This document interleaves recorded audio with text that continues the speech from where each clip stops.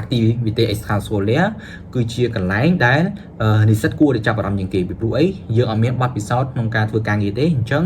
យើងគួរតែសរសេរឡើងឲ្យបានច្រើនជាងគេអូខេជំរាបសួរបងប្អូនអរគ្នាសូមស្វាគមន៍មកកាន់វីដេអូថ្មីអញ្ចឹងនៅក្នុងវីដេអូនេះខ្ញុំនឹងចែកម្លែកពីរបៀបសរសេរ CV ជាភាសាបារាំងតើយើងធ្វើម៉េចដើម្បីអាចសរសេរ CV ជាភាសាបារាំងបានក្នុងការដាក់អាហារូបករណ៍ឬក៏ដាក់ទៅធ្វើការងារនៅក្នុងស្ថាប័នដែលប្រើប្រាស់ភាសាបារាំងអញ្ចឹងដូចខ្ញុំបានបញ្ជាក់ការតាមរយៈការចែកម្លែករបស់ខ្ញុំអញ្ចឹងគឺ CV ហើយនិង lettre de motivation គឺជារឿងសំខាន់អញ្ចឹងនៅក្នុងចំណុចថ្ងៃនេះដែរខ្ញុំនឹងចែកម្លែកទាក់ទងជាមួយនឹងការធ្វើ CV ហើយនឹងពេលបន្ទាប់ខ្ញុំនឹងចែកម្លែកទាក់ទងជាមួយនឹងរបៀបសរសេរ lettre de motivation អញ្ចឹងនៅក្នុងCV នេះដែរដូចជាអត់មានអីពិបាកច្រើនទេក្នុងការសរសេរអញ្ចឹងបងប្អូនគ្រាន់តែ follow តាមអីដែលខ្ញុំនឹងបង្ហាញឬក៏បងប្អូនមាន style ថ្មីក្នុងការប្រើប្រាស់ក៏ដាក់តាមហ្នឹងដែរហើយគ្រាន់តែមានព័ត៌មានបំពេញបន្ថែមទៅក៏បានដែរអញ្ចឹងខ្ញុំលើកទឹកចិត្តឲ្យបងប្អូនអរគ្នាមាន CV ស្រាប់នៅក្នុងដៃពីព្រោះអីពេលយើងមានស្រាប់យើងងាយស្រួលក្នុងការគ្រាន់តែបន្ថែមព័ត៌មានឬក៏ផ្លាស់ប្ដូរតាមហ្នឹងមកគឺងាយស្រួលយើងអត់ហាត់ចាំបាច់ធ្វើម្ដងទៀតម្ដងហើយម្ដងទៀតណាអញ្ចឹងគួរធ្វើ CV ទោះបីជាយើងត្រូវដាក់អាហារូបករណ៍ក៏ដោយត្រូវធ្វើការងារក៏ដោយមិនត្រូវក៏ដោយក៏យើងគួរតែមាន CV នឹងឲ្យហើយដើម្បីងាយស្រួលក្នុងការទុកវាជាឯកសារសម្រាប់ពេលយើងត្រូវការពេលបន្ទាន់អូខេឥឡូវកុំឲ្យខាត់ពេលយូរយើងមកមើល screen របស់គ្នាថាតើយើងមានអីខ្លះក្នុង CV ហ្នឹងអញ្ចឹង CV ហ្នឹងគឺមកពីពាក្យពេញថាគឺ le curriculum vitae អញ្ចឹងភាសាបារាំងគេប្រើពាក្យនឹងដូចគ្នាដូចតែអង់គ្លេសដែរទេអញ្ចឹងយើងអាចប្រើពាក្យនឹងដដែលហើយនៅខាងស្ដាំដៃនេះគឺយើងប្រើរូបថតរបស់យើងគឺយើងប្រើរូបថត4x6 ហើយយើងប្រើរូបថតការិយាល័យហើយបញ្ជាក់ដែរតម្រង់ CV របស់ខ្ញុំនេះគឺជាតម្រង់ CV បែបគេហៅថារដ្ឋបាលរបស់ខ្មែរយើងមិនថាខ្ញុំអត់សូវជាលេង style បែបអឺរ៉ុបទេអញ្ចឹងឥឡូវនេះគេមាន CV តម្រង់ប្រភេទទៀតដូចជាតម្រង់បែបអញ្ចេះលក្ខណៈថាគេមានរូបគេមានស្តង់ដារគេស្អាតគេលេងលុយឆ្ងាយអញ្ចឹងគឺគេប្រើហ្នឹងតែសម្រាប់ខ្ញុំតាមរយៈបែបផ្សោតដែលខ្ញុំធ្លាប់រៀននិងធ្លាប់អានសភៅជាច្រើនមកខ្ញុំគិតថា CV បែបនេះគឺវាល្អជាងនៅក្នុងបរិបទខ្មែរយើងពីព្រោះអីខ្មែរយើងគឺលក្ខណៈថាប្រទេសមួយដែលលក្ខណៈរដ្ឋបាលអញ្ចឹងយើងគួរតែ follow តាមហ្នឹងសម្រាប់ខ្ញុំពីព្រោះអីខ្ញុំប្រើ CV តម្រង់ដែលខ្ញុំនឹងប្រាប់អ្នកទាំងអស់គ្នានេះគឺទាំងធ្វើការទាំងដាក់ការងារស្ម័គ្រចិត្តទាំងការងារនៅស្ថាប័នដែលខ្ញុំធ្វើការផ្ទាល់និងទាំងដាក់អាហារូបករណ៍ដែលខ្ញុំដាក់ទៅបន្តការសិក្សាថ្នាក់លំដាប់របស់ខ្ញុំនឹងប្រើ CV នេះគ្នាអញ្ចឹងខ្ញុំគិតថាអាចប្រើប្រាស់បានអូខេចឹងខ្ញុំឲ្យខាត់ពេកយើង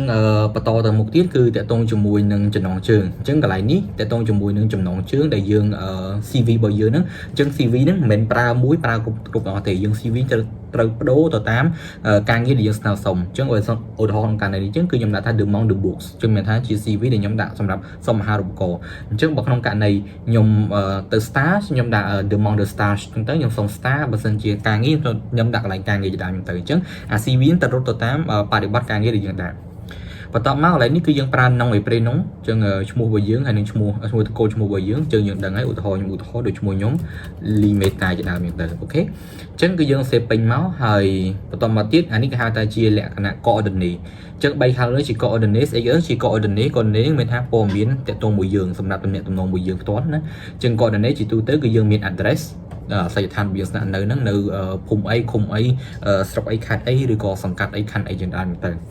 តមកទៀត telephone តាក់ទងមួយលេខទូរស័ព្ទហើយលេខទូរស័ព្ទនេះបើសិនជាយើងដាក់ទៅលក្ខណៈថា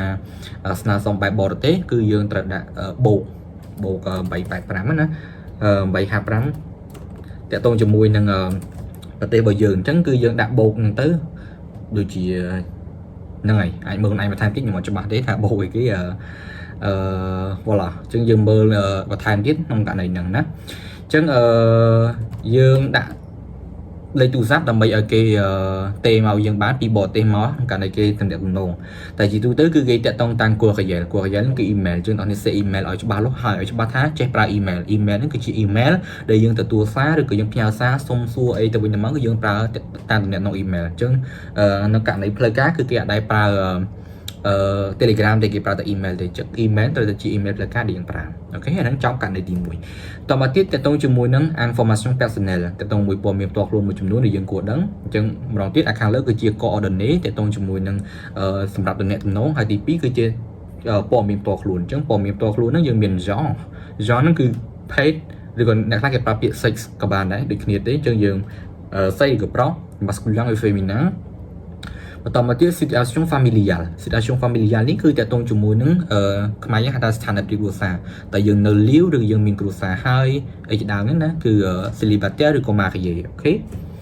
date de naissance តកតងជាមួយនឹងថ្ងៃខែឆ្នាំកំណើតចឹងសេពេញលើអញ្ចឹងទៅខ្ញុំឧទាហរណ៍ថាលើ4 octobre 2040ទៅឧទាហរណ៍ណាអញ្ចឹងគឺយើងសេពេញអញ្ចឹងយើងអត់សេកាត់ទេណាហើយតមក lieu de naissance តកតងជាមួយទីកន្លែងកំណើតទូទៅយើងប្រើតែខេត្តហើយនឹងប្រទេសបានហើយបើសិនជាក្នុងករណីយើងដាក់ទៅបរទេសរួចគេមិនស្គាល់ស្រុកភូមិយើងទេអញ្ចឹងឧទាហរណ៍ខ្ញុំមកពីបាត់ដំបងខ្ញុំដាក់ថាបាត់ដំបងអញ្ចឹងទៅហើយកម្ពុជាអញ្ចឹងទៅឧទាហរណ៍ណាអញ្ចឹងបើសិនជាយើងនៅដាក់ការងារនៅខ្មែរយើងអាចដាក់ភូមិឃុំស្រុកនេះសិតតែយើងទេអត់បញ្ហាទេអូខេបន្តមកទៀតយើងប៉ាសេមកដល់ចំណុចបន្ទាប់ទាក់ទងជាមួយនឹង parcours scolaire អញ្ចឹង parcours scolaire នេះយើងឬក៏អ្នកខ្លះគេប្រើពាក្យ parcours academic ក៏បានដែរ parcours scolaire ក៏បាន parcours academic នេះក៏បានដែរណា academic parcours academic ហ្នឹងគឺតកតងជាមួយនឹងប្រវត្តិសិក្សារៀនសូត្ររបស់យើងរៀននៅណាខ្លះអញ្ចឹងជាទូទៅគឺយើងដេញពីបច្ចុប្បន្នទៅអញ្ចឹងឧទាហរណ៍របស់នេះបច្ចុប្បន្នកំពុងរៀនថ្នាក់បរិញ្ញាបត្រនៅសាកលវិទ្យាល័យអញ្ចឹងដល់នេះដាក់ទៅឆ្នាំ2ឆ្នាំណារហូតដល់បច្ចុប្បន្នហ្នឹងដល់នេះរៀននៅសាកលណាចូលឧទាហរណ៍ដល់នេះរៀនបរិញ្ញាបត្រឧទាហរណ៍ថា licence LLCER by Zoom អញ្ចឹង LLCN តកតងជាមួយនឹងការ research ជាដើមអញ្ចឹងគឺយើងបរិញ្ញាបត្រហ្នឹងហើយតមកដល់នេះចូលបន្ទាត់មួយមកចុច tab ណា tab 1ហើយតមកចុច2ទៅគឺដាក់សាកលវិទ្យាល័យយើងរៀនឧទាហរណ៍ថាតោះនេះរៀននៅ INACO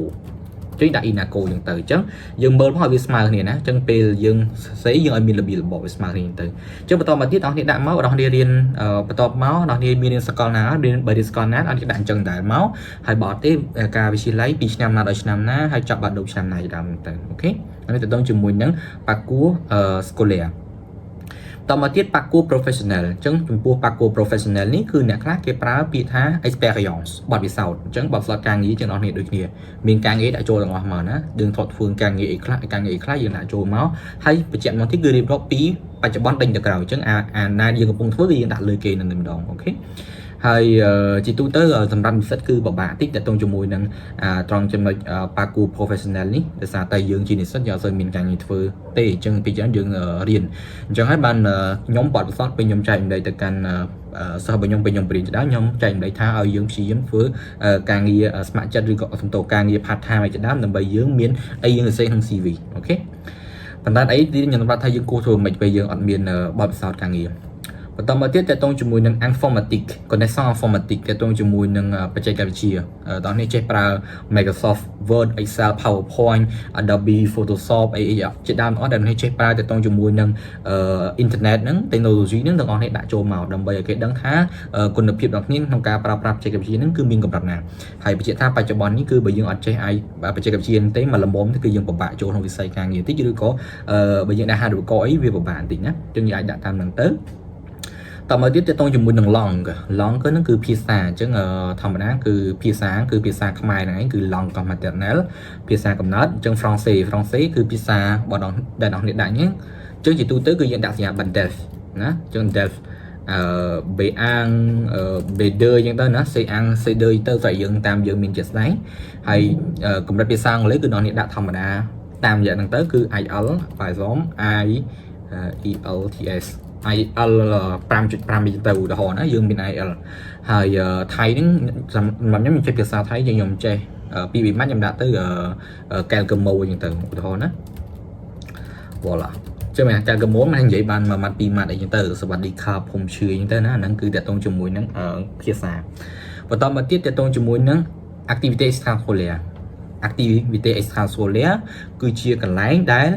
និស្សិតគួរតែចាប់អារម្មណ៍ជាងគេពីព្រោះអីយើងអត់មានបទពិសោធន៍ក្នុងការធ្វើការងារទេអញ្ចឹងយើងគួរតែសរសេរឡើងឲ្យបានច្រើនជាងគេអូខេអញ្ចឹង activité extrascolaire គឺសកម្មភាពក្រៅថ្នាក់មានថាបន្ថែមម៉ោងពីរឿងរៀនអញ្ចឹងយើងធ្វើអីគេជា activité បន្ថែមទៀតដូចជាចូលរួម seminar ធ្វើការងារ part time ការងារស្ម័គ្រចិត្តជាដើមគឺយើងសេចូលឲ្យអស់យើងចូល formation យើងចូលវគ្គបណ្ដុះបណ្ដាលអីរយៈពេល2ថ្ងៃយើងសេចូលហើយយើងដាក់ថ្ងៃខែគេច្បាស់មកណាហេតុអីបានខ្ញុំនិយាយថាជានិស្សិតគួរតែដាក់ឡើងយ៉ាងច្រើនដោយសារតែម្ដងទៀតនិស្សិតគឺក្នុងចំណុចប៉ាគូ professional នេះគឺអត់សូវមានទេយើងមានច្រើនតែតទៅជាមួយនឹង activity extracurricular ទេអញ្ចឹងគឺយើងព្យាយាមអនុញ្ញាតខ្លួនឯង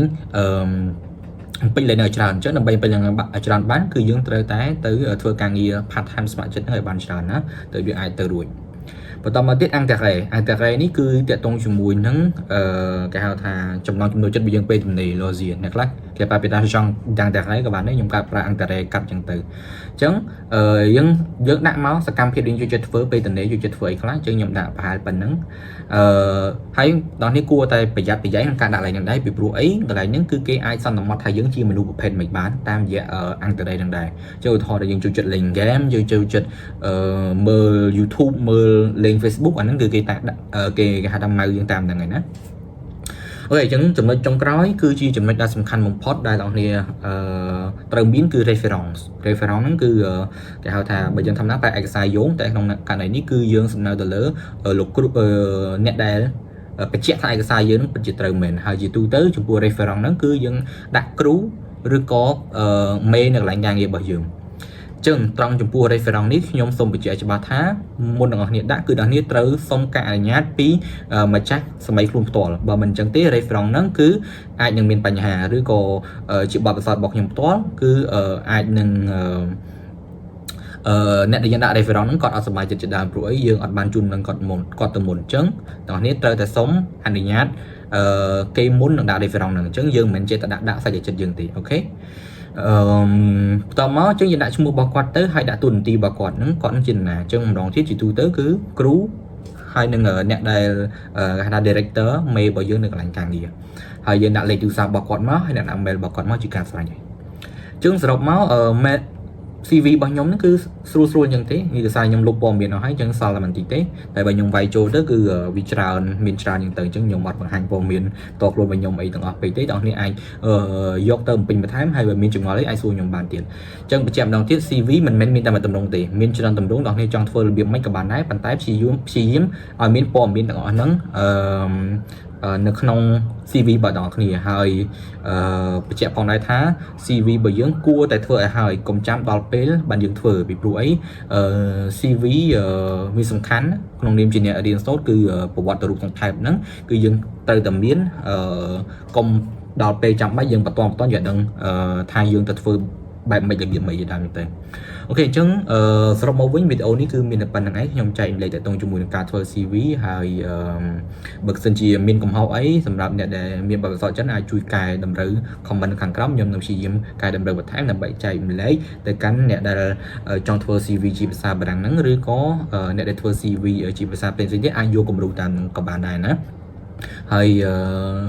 សង្ឃឹមថាអ្នកនរគ្នានឹងបានយល់ហើយក៏វាជាចំណែកមួយសម្រាប់អ្នកនរគ្នាក្នុងការសរសេរ CV ឲ្យបានត្រឹមត្រូវនិងល្អសម្រាប់ការដាក់អាហារូបករណ៍ឬក៏ដាក់ការងារជាដើមហើយនៅក្នុងវីដេអូក្រោយខ្ញុំនឹងចែកម្លែកទាក់ទងជាមួយនឹងការធ្វើ lettre de motivation ឬក៏អង់គ្លេសហៅថា cover letter ដើម្បីយើងសរសេរអំពីវត្ថុបំណងរបស់យើងក្នុងការដាក់អាហារូបករណ៍ឬដាក់ការងារកន្លែងណាមួយអូខេអញ្ចឹងវីដេអូនេះបញ្ចប់ប៉ុណ្ណឹងសូមអរគុណហើយសូមជម្រាបលា